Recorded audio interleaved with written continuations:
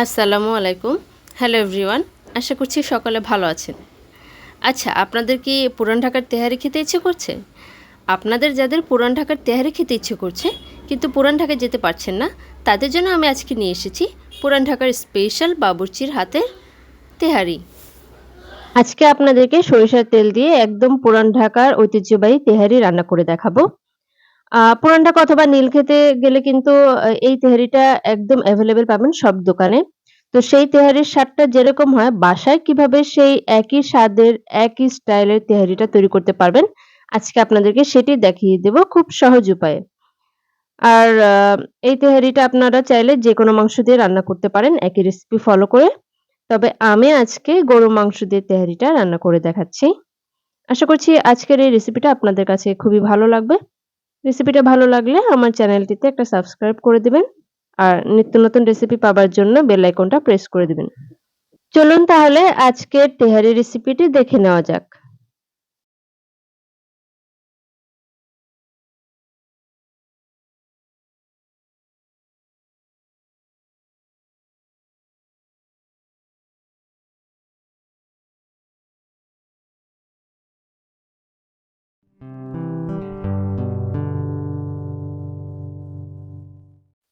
তেহারি রান্না করার জন্য আমি এখানে ১.৫ কেজি পরিমাণে গরুর মাংস নিয়েছি। আপনারা চাইলে গরু বা খাসির যেকোনো মাংসটাই নিতে পারেন।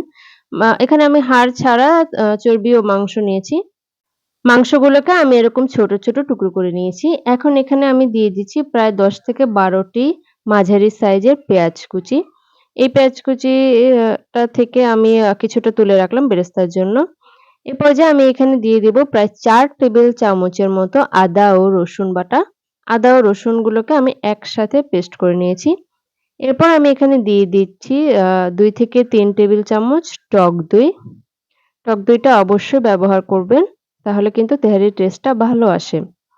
টক দই দেওয়ার পরে আমি এখানে কিছু শুকনো উপকরণ এড করে দিব। দিয়ে দিচ্ছি তেজপাতা, দারচিনি, লং এবং এলাচ। আমি যেহেতু আজকে প্যাকেট মসলা ব্যবহার করব তাই এর পরিমাণগুলো খুবই অল্প। কারণ প্যাকেট মসলায় আরো এই শুকনো উপকরণগুলো থাকবে।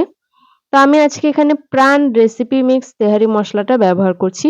আপনারা চাইলে রাঁধুনি তেহারি মসলাটাও ব্যবহার করতে পারেন। এই প্যাকেটটার সম্পূর্ণটা আমি আজকে ১.৫ কেজি মাংসের জন্য ব্যবহার করব। এখন আমি সম্পূর্ণ গুঁড়ো মসলাটা মাংসের সাথে মিশিয়ে নিচ্ছি। আপনারা যদি ১ কেজি পরিমাণে গরুর মাংস দিয়ে তেহারিটা রান্না করেন তাহলে মসলার পরিমাণটা আরেকটু কমিয়ে দিবেন। এর পর্যায়ে আমি এখানে দিয়ে দিচ্ছি ১ কাপের মতো সরিষার তেল। তেহারিটা তো অবশ্যই সরিষার তেলে রান্না করলে এর অথেন্টিক টেস্টটা পাওয়া যায়। তাই চেষ্টা করবেন অবশ্যই সরিষার তেলে রান্নাটা করার। আমি লবণ দিতে ভুলে গিয়েছিলাম। এ পর্যায়ে দিয়ে দিচ্ছি স্বাদমতো লবণ। এগুলো দিয়ে আমি হাতের সাহায্যে ভালোভাবে সবগুলো মসলা মাংসের সাথে মিশিয়ে নিচ্ছি। এখন আমি এটিকে মেরিনেট করে রাখবো প্রায় ০.৫ ঘন্টার জন্য। আপনাদের হাতে সময় কম থাকলে ১০ মিনিটের জন্যও রাখতে পারেন। একই সাথে আমি চালটা তৈরি করে নিচ্ছি। এখানে নিয়ে নিয়েছি আমি ১ কেজি পোলার চাল। আমি এখানে চিনি গুঁড়া পোলার চালটা ব্যবহার করছি। তেহারি রান্নায় এই চালটাই ব্যবহার করা হয়ে থাকে। এখন এই চালগুলোকে আমি পরিষ্কার পানি দিয়ে ভিজিয়ে রাখবো প্রায় ০.৫ ঘন্টার মতো। ০.৫ ঘন্টা পর এটিকে ভালোভাবে ধুয়ে পানি ছেঁকে নিয়ে ঝরা দিয়ে দেব। ১.৫ কেজি মাংসের জন্য আমি ১ কেজি পরিমাণে চাল ব্যবহার করছি। এ পর্যায়ে চলে যাচ্ছি চুলায়। চুলায় একটা প্যান বসিয়ে দিয়ে তাতে দিয়ে দিয়েছি রান্নার সয়াবিন তেল। তেলটা গরম হয়ে আসলে এ পর্যায়ে আমি এখানে দিয়ে দেব প্রায় ৪ থেকে ৫ টি মাঝারি সাইজের পেঁয়াজ কুচি। এই পেঁয়াজগুলোকে আমি এখন বেরেস্তা করে নেব। পেঁয়াজগুলোকে আমি ভালোভাবে নেড়ে চেড়ে একটু সময় নিয়ে ভেজে বেরেস্তা করে নেব। আচ্ছা, পেঁয়াজটা বেরেস্তা হতে, হতে আপনাদেরকে একটা কথা বলি। তেহারির যে মাংসটা এটা কিন্তু আপনারা চাইলে মাংসের দোকান থেকে অনেক সময় কেটেও নিতে পারেন। অনেকে এটাকে ২০ বুটি করে, অনেকে এটাকে ২৬ বুটি করে বা ১৮ বুটি করে। মানে হচ্ছে ১ কেজি মাংসকে এরা ২০ পিস বা ১৮ পিস বা ২৬ পিস করে কেটে দেয়।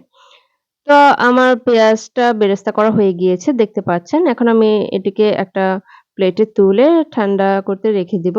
পেঁয়াজ বেরেস্তা তো আমার রান্নার সময় প্রয়োজন হবে সেজন্য আমি এটা আগেই করে নিচ্ছি। এবার ওই একই তেল দিয়ে আমি রান্নাটা শুরু করে দিব। ওই একই তেলে আমি আরো ১ কাপ সরিষার তেল এড করেছি। এখন আমি সেই মেরিনেট করে রাখা মাংসটাকে এখানে দিয়ে দিচ্ছি সম্পূর্ণটা। মাংসটা দিয়ে আমি একটু ভালোভাবে নেড়েচেড়ে নিচ্ছি চামচ দিয়ে। এখন আমি এই মাংসটাকে কিছুটা সময় কষিয়ে নেব, কষিয়ে রান্না করে নেব। আপনারা কিন্তু চাইলে দ্রুত রান্না করার জন্য প্রেশার কুকারেও দিতে পারেন। সেক্ষেত্রে কিন্তু আপনাদের সময়টা কম লাগবে রান্না করতে।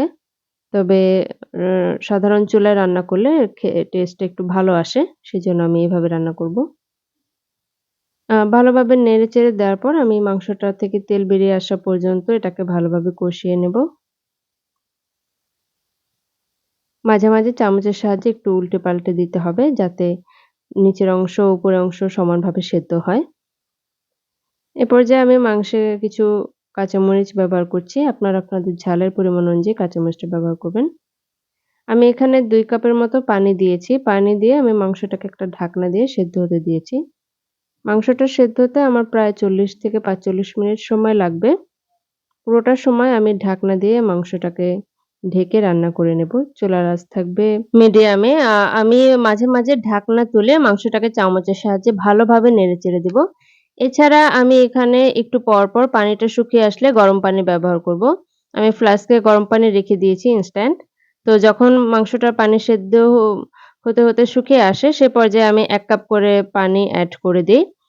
একইভাবে আমি নেড়েচেড়ে সেদ্ধ করে মাংসটাকে রান্না করে নেব প্রায় ৪৫ মিনিটের মতো। এরপর আমি একটা চামচের সাহায্যে দেখব মাংসটা সেদ্ধ হয়েছে কিনা। আমার মনে হচ্ছে মাংসটা এখনো পুরোপুরি সেদ্ধ হয়নি, আরো ১০ মিনিট লাগবে। তো আমি আরো ১০ মিনিটের মতো মাংসটাকে জাল করে নেব। মাংসটা প্রায় রান্না হয়ে গিয়েছে। এ পর্যায়ে আমি বড় একটা হাঁড়িতে মাংসটা ছেঁকে রেখে দিয়ে যে বাকি ঝোল বা তেলটা রয়েছে সেটা নিয়ে নিয়েছি। সেটার সাথে আমি এড করে দিচ্ছি আরো কিছু ঘি। আমি এখানে ২ টেবিল চামচের মতো ঘি ব্যবহার করছি। এবার আমি সেই ১ কেজি পোলার চাল যেটাকে আমি পানিতে ভিজিয়ে রেখেছিলাম সেটাকে ভালোভাবে ঝরা দিয়ে পানি ছেঁকে নিয়েছি সেটাকে দিয়ে দিচ্ছি। পোলার চালটা দিয়ে আমি একটা চামচের সাহায্যে এটাকে ভালোভাবে নেড়েচেড়ে মিশিয়ে নিচ্ছি। এটাকে সেই তেল ও ঝোলের সাথে ভালোভাবে নেড়েচেড়ে মিশিয়ে নিতে হবে। বাবুর্চিরা কিন্তু এই একই প্রসেসে রান্নাটা করে। আর নরমালি আমরা যখন বিরিয়ানি রান্না করি, আমরা কি করি আ মাংসটা মসলাসহ একপাশে রেখে দেই। কিন্তু এখানে আমরা মসলাসহ মাংসটাকে ভেজে নেব। এখানে আমি দিয়ে দিচ্ছি স্বাদমতো লবণ।